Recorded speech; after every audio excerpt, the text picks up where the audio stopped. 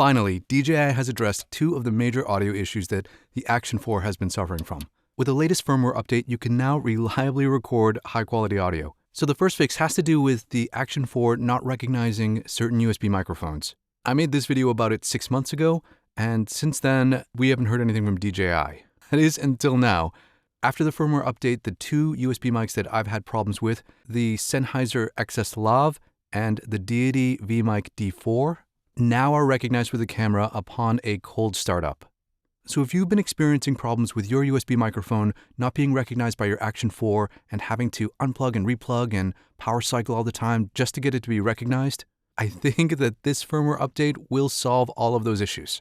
And if it does, let us know what mic you're using down in the comments below.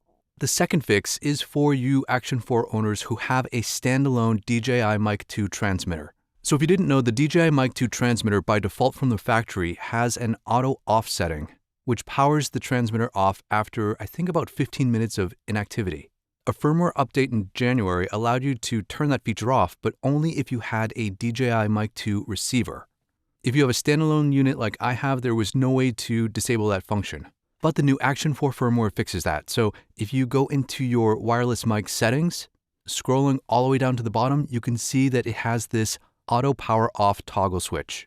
So turning auto power off to the off position means that your transmitter will never automatically power down. So now that you know that the DJI Action 4's audio issues seemingly have been resolved, go update your firmware and start recording something awesome.